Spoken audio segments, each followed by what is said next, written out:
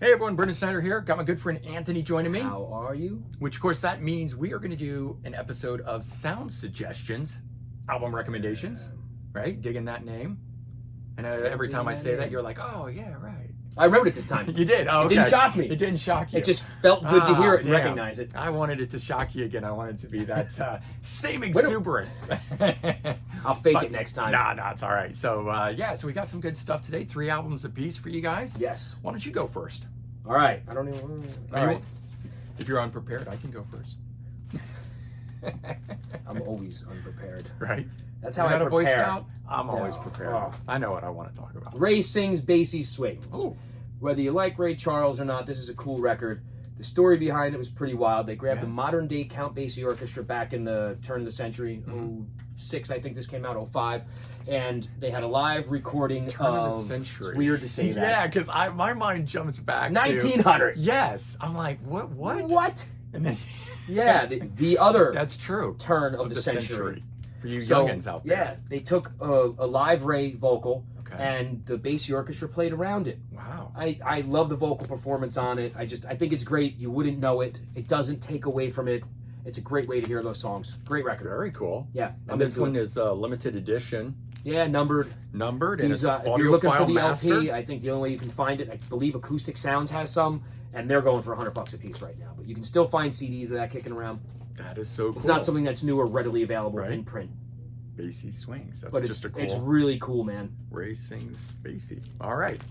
My first one up, Grace Slick, Dreams. Solo album from 1980. In my opinion, it's the best one that she did. Yeah, that's been a popular release over the last year. Yeah, because it just got Sold a reissued. handful. It's been out of print for a long time. Just got reissued on Morello label, whatever that label Tom is. Morello? Yeah, Tom I would Morello? love that if that was Tom Morello be putting stuff out. But no, Grace Slick, really, really good though.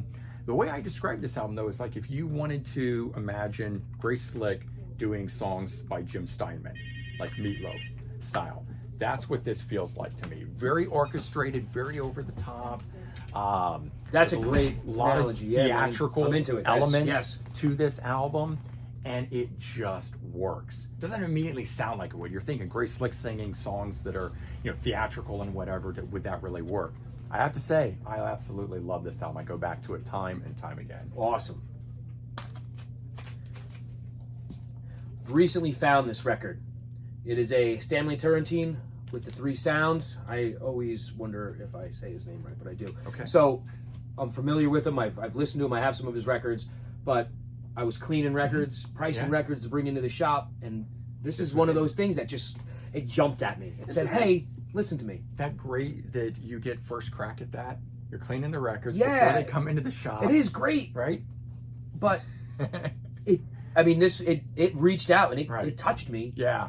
And it said, hey man, check it out. Right. So I put it on and I instantly fell in love with it. It's one of those cool records. It never rocks too hard. Yeah. It never doesn't rock hard enough. It's that cool, smooth jazz that you're looking for at the end of the night when you want to put something on to wind down and you don't want to be too low or too high. And this thing maintains Right at coolness that. the whole time, the entire record. So it's on Blue Note. I know there's It a is lot of on people Blue that Note. like the Blue Note label and collect for that. So definitely one for checking out. Yep, and this is Stanley just a Turrentine, recent the 3 find sounds. and listen for me. And now it's become one of my favorites. All right.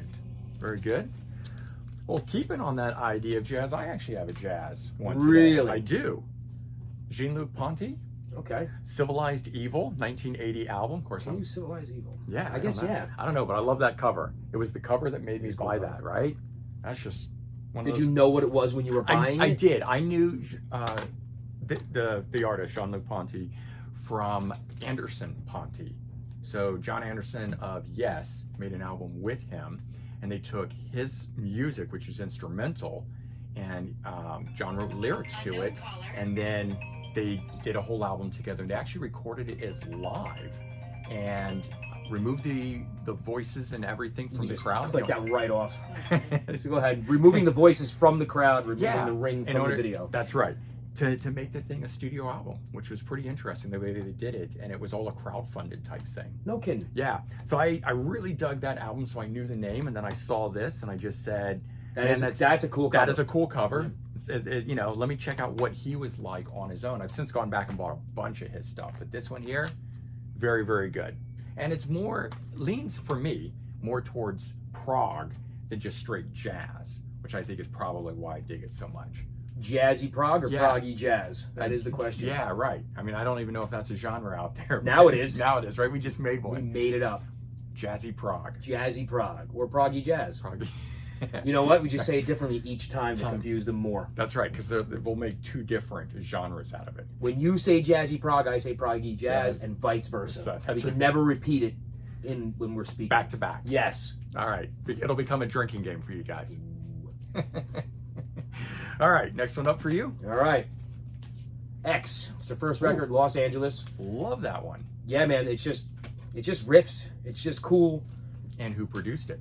Ray Manzarek. Ray Manzarek's actually responsible for this band getting on Elektra Yep. and rising to the levels that they did. Mhm. So thanks, Ray, for And they cover one of having the an ear. Doors songs. Yeah, they do Soul Kitchen on here. Right. That was what drew me to that. I didn't know anything about X. I was a fan of the Doors. I saw that he produced it and that they did a song, so I bought it and fell in love You know, with it. holy shit, this is Yeah, awesome. Exactly. Great band. All the records, Mm-hmm.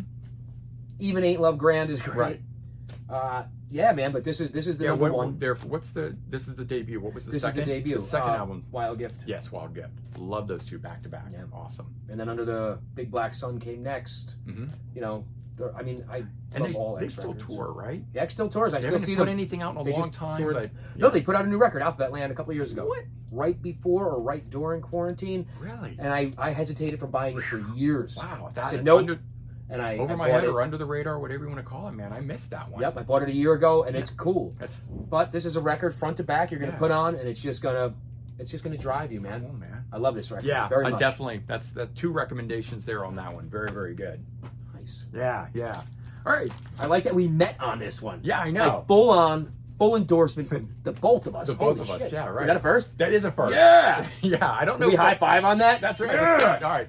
So we were talking about would we ever bring in the same album at the same time, and not that I was listening to this, but that's a possibility. That could have happened. That's Yeah. cool, man. Yeah. So I'm all right. excited. Definite recommendation there. We'll do the last one for me. Saga, Heads or Tails. So keep it on the prog trip here. Okay. Ian Crichton, guitar player, also played with I think Asia, and he's just done another number of other things, and that's what brought me to this album here. But very good stuff. Highly That's a cool recommended. cover too. Yeah, exactly. For some reason, I just want to yell Sega, not Saga. You got that new Right? Sega record? But yeah, British cool. British prog band, kind of in the vein of Asia. So it's that more poppy 80s. You said prog. British in the vein of Asia. Yeah. Which automatically I think made me so. Someone's gonna. in the vein of Asian music. Maybe not they're Asian Canadian or something. band. Someone's gonna probably correct me. I don't know where Saga's from. I'm just gonna leave it at that. And great album though. So yeah, well your records are over here, but Yeah, man. some good new stuff I for you hope you guys to find go some cool check stuff. out. Grace Slicks, Saga, Jean-Luc Ponty, Ray Ray Charles, Charles, Stanley Turrentine, and X, of which we both recommend. So there you go. If you're buying one of these today, Get X. this one. Buy X. All right, guys, have a good one. We'll talk to you soon. See you later. Thank you.